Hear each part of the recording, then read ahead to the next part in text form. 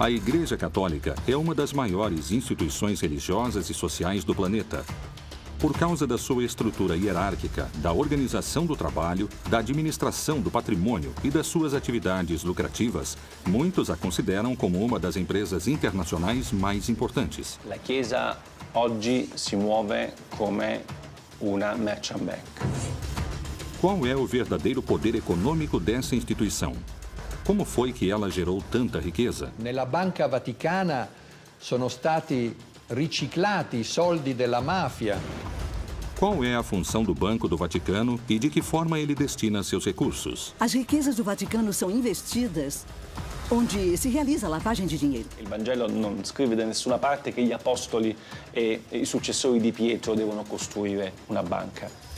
Como foi possível que da austeridade de Jesus tenha surgido um império econômico daquele tamanho? O Estado do Vaticano nasceu em 1929, a partir do tratado entre o Papa Pio XI e o regime de Mussolini.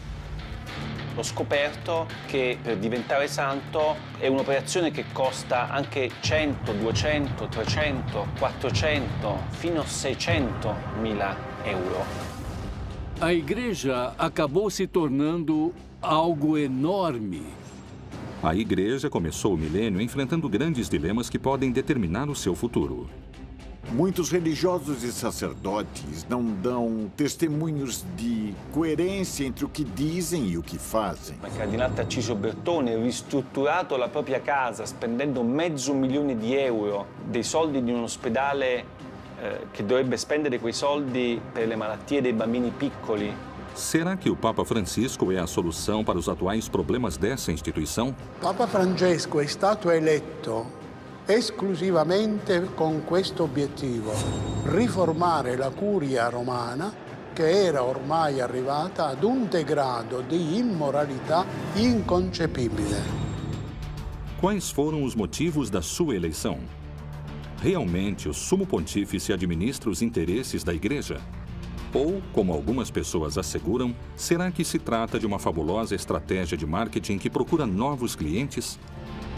Será que a Igreja Católica é a maior empresa do planeta? Ou será que ela é só uma enorme religião que move a fé de milhões de seguidores?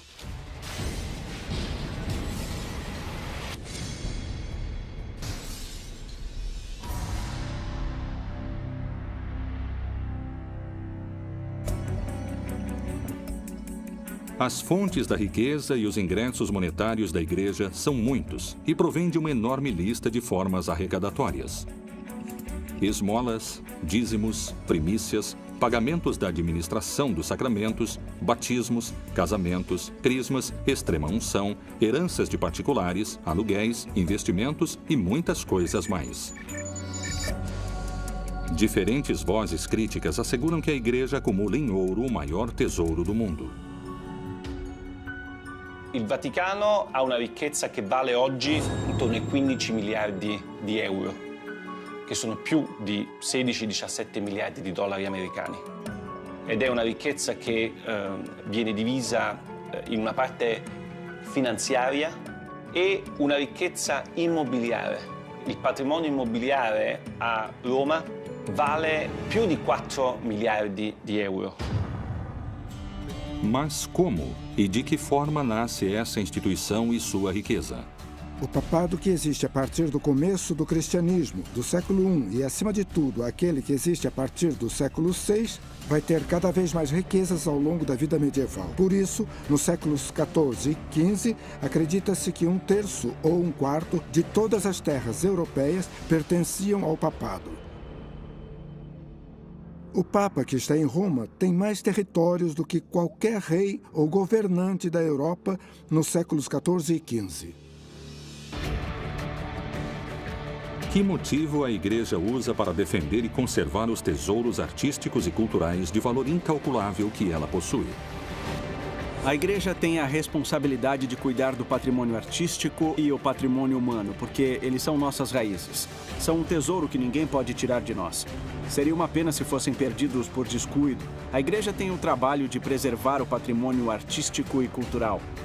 E muitas vezes ela não tem recursos para fazer isto. E é uma pena que nem sempre possam cuidar dessas obras de arte como elas merecem. Le carte dimostrano che il Vaticano ha proprietà immobiliari importanti anche in Inghilterra, a Londra per la precisione, a Bond Street, una delle vie più eleganti e quasi tutta del Vaticano. Il negozio dove c'è Bulgari è di proprietà del Vaticano. Como foi que a mensagem de unidade e de austeridade do Criador, a base da religião católica, foi se transformando em uma igreja com grandes quantidades de dinheiro e que muitos consideram ostentação? Uma das perguntas é: até que ponto as igrejas católicas usaram o conceito de humildade determinado por Jesus? Um homem chamado Nietzsche, no seu livro intitulado O Anticristo, fala o seguinte: em toda a história da humanidade só houve um cristão, Cristo. Isso quer dizer que, se você está falando em humildade, essa mensagem não tinha sido levada em consideração. La Chiesa, per essere più umile, deve essere più povera. Anzi, deve essere povera. Deve avere uno spirito povero. Della prima beatitudine, beati i poveri in spirito. Perché deve riconoscere e vivere che tutto quello che la Chiesa possiede è un patrimonium pauperum e deve essere messo a servizio dei poveri. Desde a Roma Antiga, começou a formação de uma instituição que não deixaria de somar poder religioso, político e principalmente econômico. Qual foi o plano financeiro e monetário que a Igreja desenhou para incrementar suas riquezas? Principalmente no século XV e no começo do século XVI, a Igreja permitia o perdão dos pecados se o sujeito fizesse uma doação importante para a Igreja. O sujeito que doava suas terras para a Igreja, do meu ponto de vista, fazia isso apenas por um motivo. Esse sujeito acreditava cegamente que isso lhe daria acesso ao paraíso, menos tempo no purgatório e o perdão dos seus pecados. Le vecchie signore che lasciavano in eredità tutto alla Chiesa, come diceva una mia cugina, tutto ai preti. Se fai del bene alla Chiesa nell'aldilà, ti ritrovi premiato nell'aldilà. E questo è stato una delle fonti della crescita del patrimonio degli ecclesiastici. A Igreja vai investir seu dinheiro em todo tipo de empresas e por isso constantemente vai chegar dinheiro nos bolsos de Roma. E por isso se considera que no século XX e também no XXI, o papado tem muito dinheiro. E aquilo deu origem a todo tipo de teorias, mais conspiratórias ou menos conspiratórias.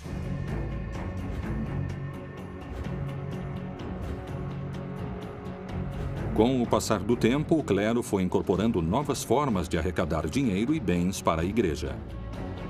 Qual era a relação entre a caridade e o pecado? A purificação das almas e o dízimo? Por que algumas pessoas afirmam que esse pode ter sido o novo jeito de ganhar mais dinheiro? As indulgências chegam ao extremo no final do século XV e no começo do século XVI, quando o Papa Júlio II queria criar um grande prédio que ficou conhecido como a Basílica de São Pedro. Para isto era necessário muito dinheiro. Então a pessoa ia lá, pagava uma cifra determinada e com isto seus pecados, de certa forma, diminuíam. Ci sono migliaia di cause di beatificazione, c'è un ministero apposta che si occupa soltanto di questo, che fattura centinaia di migliaia di euro tutti gli anni grazie a questo incredibile business. O Papa Francisco não quer só ser bom, ele quer que as pessoas vejam que ele é bom. Ele quer que ninguém ache que o fato de dar esmola em troca de uma bênção é uma espécie de negócio, uma espécie de especulação, como aquela que condenou Lutero, falando sobre o perdão, sobre as pessoas que davam esmola em troca de perdão. O Papa não quer que as pessoas paguem por sacramentos ou por bênçãos. Ele não quer que as pessoas deixem de ir à Igreja Católica porque elas acham que não têm dinheiro.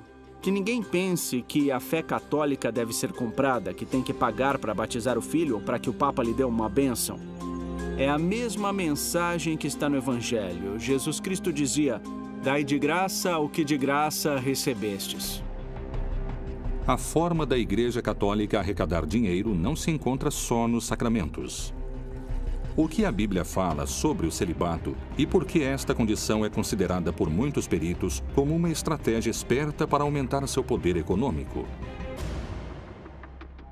Nos primeiros séculos, nos monastérios, as ordens religiosas estabeleceram votos de castidade, mas o clero secular, o clero que vivia no mundo, para este clero, o celibato era uma coisa opcional. Na verdade, este celibato se torna obrigatório no século XI. Timóteo falou muito claro.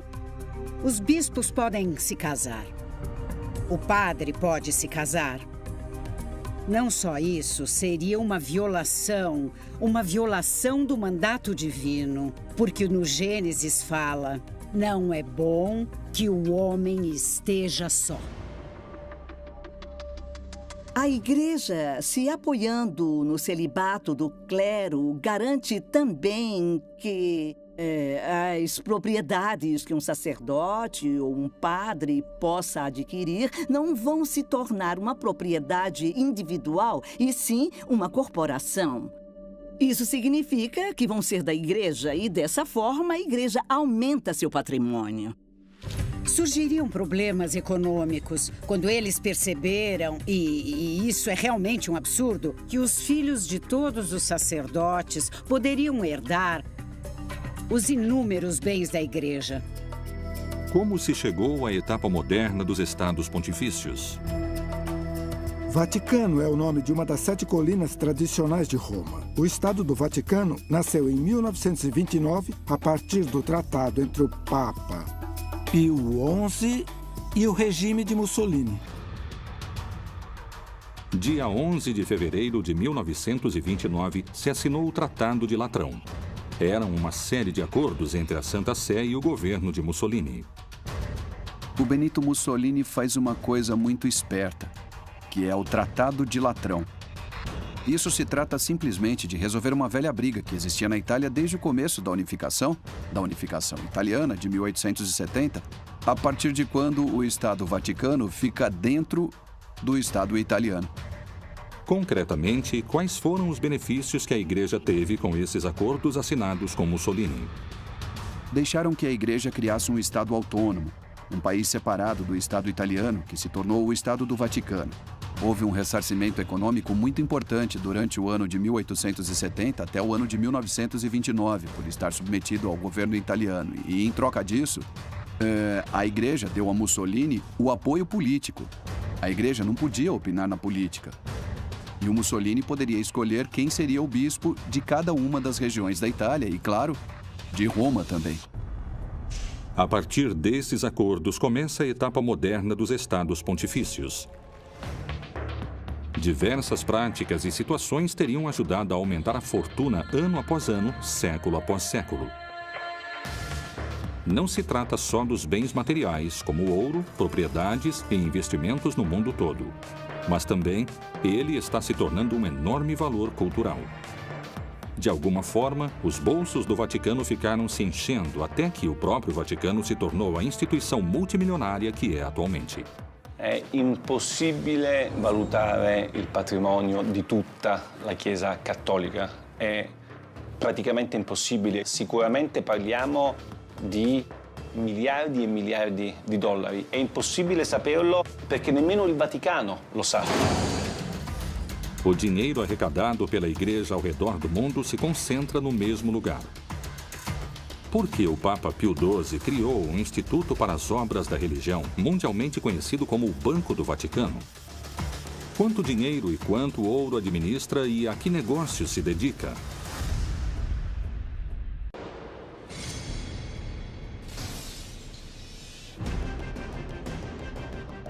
A incalculável fortuna da Igreja Católica se manteve em segredo entre os fiéis e as autoridades eclesiásticas.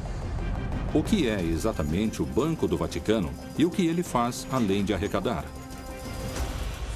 O Banco do Vaticano é uma instituição que foi criada para que as ordens religiosas, as instituições católicas, não tivessem seu patrimônio em poder de outros bancos que poderiam usar esse patrimônio para investimentos não éticos, talvez investimentos em armas ou na indústria farmacêutica especulativa, e também para facilitar as transações econômicas nos países in cui a Igreja era perseguita. Non solo, il Vaticano ha moltissimi soldi che vengono fatti da donazioni, tipo l'obolo di San Pietro, o attraverso i guadagni che sono fatti dalla sua banca, i guadagni finanziari, come lo IOR. Anche in questo caso questi soldi vengono gestiti in maniera secondo me piuttosto discutibile. L'obolo di San Pietro, per esempio, è una donazione che i fedeli di tutto il mondo fanno direttamente al Papa. Que benefícios econômicos teve a Igreja Católica com o Banco do Vaticano como ferramenta de investimento e arrecadação? As riquezas do Vaticano também são investidas em empresas onde, por meio de estudos das redes bancárias, podemos ver que si realizza lavagem di dinheiro. Nella Banca Vaticana sono stati riciclati i soldi della mafia, come ha dimostrato il Tribunale di Roma.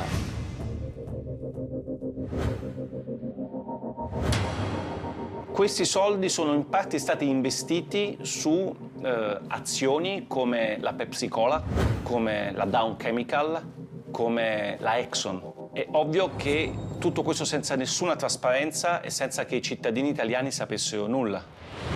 Attraverso i canali della Banca Vaticana sono passati soldi per tangenti di corruzione ai partiti politici italiani di governo negli anni 80-90. Questi soldi, anche i guadagni, non vengono quasi mai dati ai poveri, ma servono, e questo non lo dico io, ma lo dice un lavoro della Commissione europea, servono per le necessità dei dicasteri romani e dei cardinali. Faz muito tempo, muitas pessoas, entre especialistas e grandes teólogos, se fazem a mesma pergunta. Como é possível que a Igreja acumule tantas riquezas, sendo que há tantos pobres no mundo? Como historiador da Idade Média, eu visito muitas igrejas. E algo que temos que enxergar é a riqueza da Igreja ao longo dos séculos, diante da pobreza imensurável de muitos. E essas pessoas pobres, e não é à toa, já se rebelaram várias vezes contra a Igreja. Quero acreditar que o Papa Francisco realmente vai mudar algo. La Conferenza Episcopale Italiana, che è la più importante del mondo, riceve direttamente dagli italiani quasi 1 miliardo di euro l'anno, che secondo le pubblicità che i vescovi fanno in televisione servirebbero ai poveri, agli ultimi, ai paesi del terzo mondo. L'80% di questi soldi non va ai poveri. Seria possível terminar definitivamente com a pobreza se o Vaticano se desprendesse de toda essa riqueza que possui ao redor do mundo? Vender as propriedades da Igreja para acabar com a pobreza do mundo seria útil, mas serviria só para disfarçar o problema, não é? Eu acho que o que o Francisco está fazendo é mudar a cultura. Isso significa fazer com que a situação, o ritmo de vida daqueles que têm mais poder no Vaticano seja mais discreto, mais exemplar.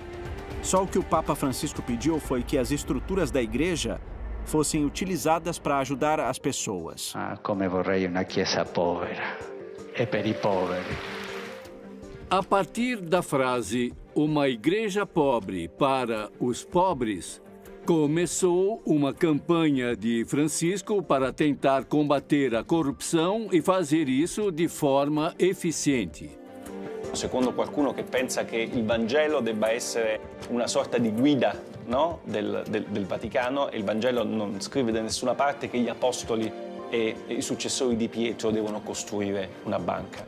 Temos que lembrar que a Igreja é uma instituição que acabou se tornando algo enorme e é muito difícil conseguir controlar tantos grupos de influência dentro daquilo que é o Vaticano.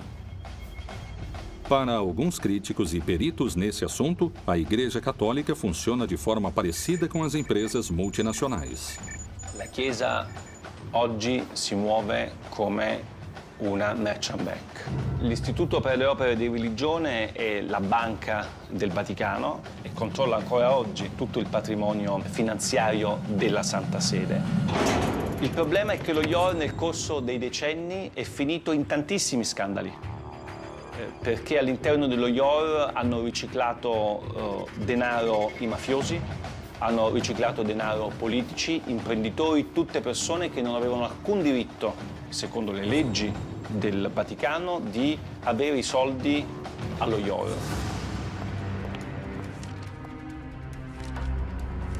Que documentos vieram à tona que colocaram em xeque a Igreja? O escândalo do Vatilix II poderá ser o começo das reformas que o Papa Francisco quer na sua Igreja. O nível de diversificação da renda e dos gastos do Vaticano, o que podemos ver por meio dos acontecimentos e dos Vatilix 1 e 2, é muito obscuro. Era necessário que se fizesse uma reforma profunda.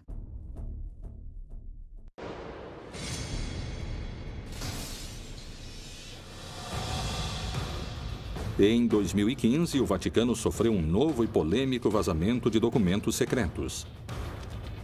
Esse acontecimento ficou conhecido como Vatilix II, em alusão a um escândalo parecido que aconteceu em 2012, quando uma parte da correspondência do Papa Bento XVI foi exposta. Os novos vazamentos, diferentemente dos primeiros, revelam todo tipo de irregolaridades nas finanças do Vaticano. Il Vatilix 2 è stato lo scandalo del 2015, state parlando con uno dei protagonisti dello scandalo perché io ho pubblicato nel mio libro una serie di documenti che ho di carattere finanziario e economico che per la prima volta hanno raccontato la reale ricchezza del Vaticano e come questi soldi in Vaticano vengono gestiti, i soldi delle donazioni, i soldi che sono presenti all'APSA, gli immobili che il Vaticano controlla. Os dados do vazamento Vatilix II são muito interessantes porque são a prova da situação em que o Papa Francisco se encontrava antes da reforma. Na verdade, são um tesouro. O escândalo financeiro Vatilix II revela documentos que foram publicados em 2 livros. Num deles, o autor Emiliano Fittipaldi denuncia irregularidades de todo tipo nas finanças da Santa Sé, apresentando o Vaticano com grandes problemas econômicos. Um buraco negro no sistema de pensões, corrupção por parte da Cúria, desvio de fundos e a completa ausência de transparência nos balanços da Santa Sé. Secondo il Vaticano sono state 2 le persone che mi hanno dato queste carte, Monsignor Valeco Balda, che è un monsignore spagnolo che era il segretario di questa commissione d'inchiesta, e Francesca Immacolata Chacqui, che era il membro di questa commissione. Essas 2 pessoas que foram contratadas pelo Vaticano para ajudar o Papa a fazer a reforma da Cúria Romana, essas pessoas se desviaram do caminho e fizeram algo que não deviam fazer. Todos os documentos secretos, os dossiês que o Papa devia ler para pensar nas medidas que deveria tomar, se tornaram públicos. Queste 2 persone sono state arrestate 5 giorni prima la pubblicazione del mio libro e del libro Via Crucis di Nuzzi. Sono state arrestate perché sono state accusate di aver divulgato informazioni riservate e aver messo a rischio l'interesse della patria, così dice la legge Vaticano. Os vazamentos desses documentos tornam a Santa Sé inocente ou culpada desse enorme escândalo. Quando eles foram publicados, já tinham se passado muitos meses depois que começaram a realizar algumas medidas para evitar esses problemas. Por isso, algumas pessoas consideraram que o vazamento desses documentos era uma forma de parar com essa reforma. E para outros, paradoxalmente, era uma forma de apoiá-la. Para o Papa Francisco, isto foi uma traição. Foi uma punhalada pelas costas. Vorrei dirvi anzitutto che rubare quei documenti è un reato. è un atto deplorevole che non aiuta. Quais são os fatos mais escandalosos que o Vatilix expôs? Cardinali di cui ho raccontato nel libro hanno, come Cardinal Tarcisio Bertone, ristrutturato la propria casa spendendo €500.000 dei soldi di un ospedale che dovrebbe spendere quei soldi per le malattie dei bambini piccoli. Invece lui ha preso, questi soldi sono stati dati a Cardinal Bertone per ristrutturare la sua casa da 300 metri quadri.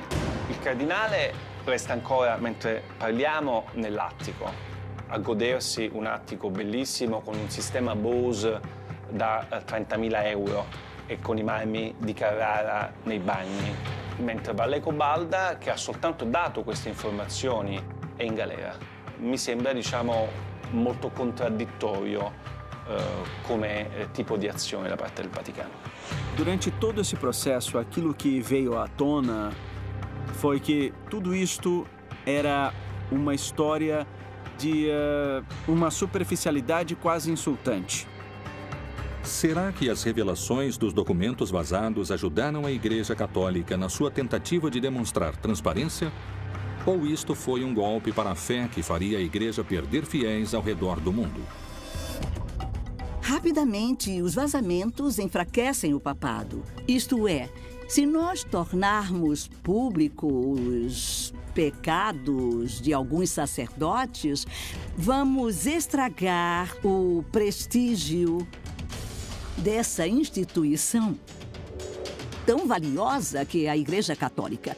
E vamos enfraquecer a fé, que é muito importante e valiosa para nossos crentes. É mais conveniente para a Igreja Católica salvar o prestígio dela, e é mais vantajoso esconder essas coisas do que revelar tudo. Io non credo che il Vatilix sia stato un male necessario per una riforma del Vaticano, semplicemente perché io penso che il Vatilix non sia stato un male, perché io penso che qualsiasi istituzione, soprattutto un'istituzione morale e religiosa come la Chiesa Cattolica, abbia solo che da beneficiare di una assoluta trasparenza. Non ci devono essere segreti. Esse tipo de vazamento sair à tona, por um lado, é inevitável nesse mundo das comunicações, onde nada pode se manter em segredo. Uma hora iam sair à tona. A curto prazo, isso pode desestabilizar a instituição, mas a longo prazo pode beneficiá-la. Qual foi a reação e quais foram as medidas que o Papa Francisco tomou quando os alicerces da sua instituição foram sacudidos pelo vazamento desses documentos secretos?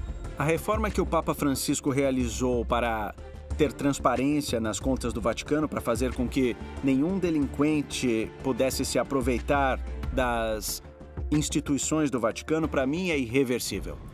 Voglio assicurarvi che questo triste fatto non mi distoglie certamente dal lavoro di riforma che stiamo portando avanti con i miei collaboratori e con il sostegno di tutti voi. Então, chegou o Papa Francisco e disse uma coisa importante, que a reestruturação da Santa Sé não deveria ser um trabalho da Cúria, e sim de órgãos externos que são os responsáveis por propor as mudanças que poderiam ser feitas. Eu acho que não tem jeito de deter essa reforma. Atualmente, o Vatilix II é uma das preocupações mais importantes da Cúria Católica. É um escândalo que ainda pode ter mais informação esperando para vir à tona. L'impatto di Vatilix sulla stampa mondiale ovviamente è stato devastante. Mai prima erano usciti documenti riservati così importanti, soprattutto che riguardavano aspetti contemporanei della Chiesa. Io penso che la Chiesa debba smettere di lavare i panni sporchi dietro le mura leonine. Será que esses casos de corrupção podem afastar os fiéis da religião? Essas revelações seriam motivos suficientes para perder poder dentro do vasto universo da fé? Hoje, um grande problema da Igreja Católica é que a autoridade perdeu a capacidade de criar credibilidade, de criar obediência e de criar continuidade. O que acontece é que a hierarquia católica e muitos religiosos e sacerdotes não dão testemunhos de fé e não há coerência entre o que eles dizem e o que fazem. Se a igreja quiser recuperar a credibilidade e a legitimidade, ela tem que enxergar os problemas e começar a solucionar, senão... Porque enquanto os problemas ficarem escondidos, eles vão se tornar uma panela de pressão. Os mesmos peritos que percebem a quantidade de fiéis perdidos por causa desses escândalos acusam a igreja de utilizar estratégias de marketing para recuperá-los. Até que ponto essas declarações são verdadeiras? Quais seriam as ações usadas para conseguir esses objetivos?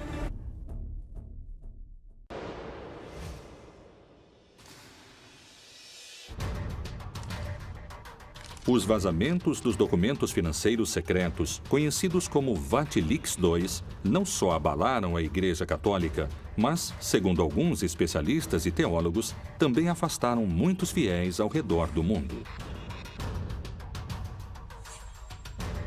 Será que a Igreja Católica criou uma estratégia de marketing com slogans de estilo publicitário e com uma fórmula para fomentar e somar seguidores? Por que algumas pessoas falam das aparições da Virgem, dos milagres dos santos e das canonizações como uma estratégia de marketing? A partir do século VIII, os católicos tinham a estratégia de utilizar os lugares sagrados dos povos dominados ou conquistados para colocar neles símbolos religiosos e católicos e, desse modo, começarem o trabalho pastoral. Conforme a Igreja ia evoluindo nos últimos anos, os papas destacaram cada vez mais a necessidade de levar santos a todas as comunidades. Aproximadamente no ano de 1357, numa igreja da França, começou a se exibir um manto com o corpo e o rosto de Jesus impressos. Depois deram esse manto à Santa Sé e ela o deixou na Catedral de Turim. Rapidamente, o sucesso trouxe um grande número de fiéis e também de detratores. Falam que esse manto é o tecido que cobriu Jesus quando ele morreu. O problema é que, na Idade Média, existiu o tráfico de relíquias, por exemplo. Isto é uma farpa da cruz de Jesus Cristo, tanto faz. Então, isto me parece muito pouco verdadeiro. Mas não é só essa relíquia que é considerada por algumas pessoas como uma hábil estratégia de marketing para atrair novos fiéis. Quando os conquistadores chegaram na América Latina, quando, entre aspas, descobriram a América, todos aqueles conquistadores fundaram muitas cidades com nomes ou advocações da Virgem.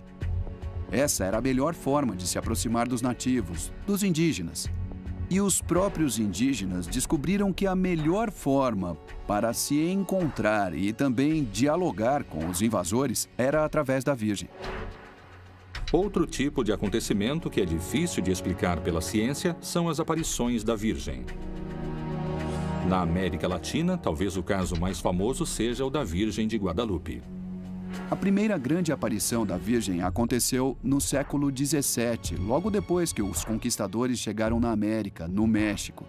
Um índio chamado Juan Diego viu a Virgem. Foi onde os franciscanos estavam lá e lá estava a máxima aparição da Virgem, que era a Virgem de Guadalupe, padroeira da América Latina. E com ela vai se afirmar a ideia de mediação.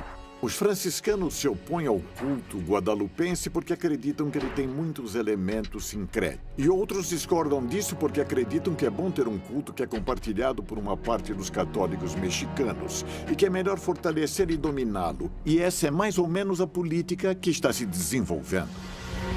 Será que essas aparições são verdadeiros milagres?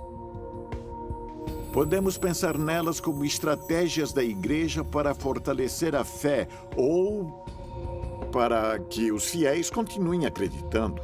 Investigamos como apareceu a Virgem e para quem. Se aparecer uma mulher, vão colocar um homem ao lado dela. Acima de tudo, um sacerdote. O tempo passou e muitas pessoas visitam o lugar onde a Virgem apareceu. E para isso tem que se inventar algo. Tem que falar que lá se curam os meninos e as meninas. Que lá as mulheres conseguem engravidar. Existe um nível de irracionalidade nessa crença. E eu acho que isso acontece porque ela não é consistente, não é racional, sabe? Não atrairia gente. Uma parte de você acredita porque você tem fé, mas você não precisa demonstrar a sua fé. Por que tem aqueles que consideram as canonizações também como um instrumento de atração de novos fiéis? É assim, as canonizações consistem nisso. A igreja propõe um modelo do bom cristão.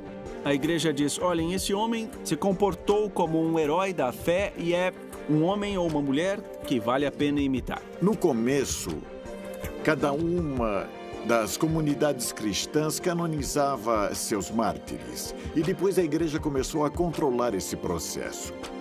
E agora tem uma série de provas e etc. E a partir do Concílio Vaticano II criaram-se outros requisitos, entre eles provar a existência do santo, a existência física da pessoa. Poucas pessoas sabem que este procedimento tem um custo econômico elevado e que isto significa um incremento elevado nos bolsos da igreja.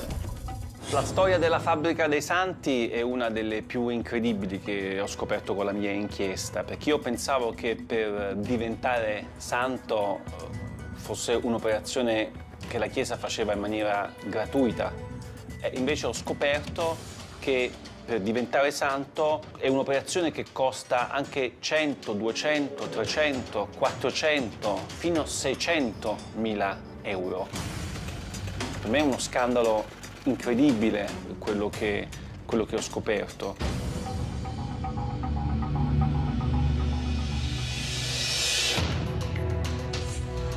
Relíquias de procedência duvidosa, visões milagrosas difíceis de comprovar e canonizações envolvidas em manobras econômicas apresentam controvérsias, dividindo fiéis e detratores. Por que os detratores asseguram que a eleição do Papa Francisco se trata da mais ambiciosa estratégia de marketing da história do Vaticano? Se realmente tiver uma estratégia de marketing envolvendo o Papa Francisco, eu gostaria de contratar esse estrategista de marketing para minha empresa, porque ele conseguiu mudar completamente a cara da igreja. Eu acredito que o estrategista de marketing da marca Francisco é Jorge Mário Bergoglio.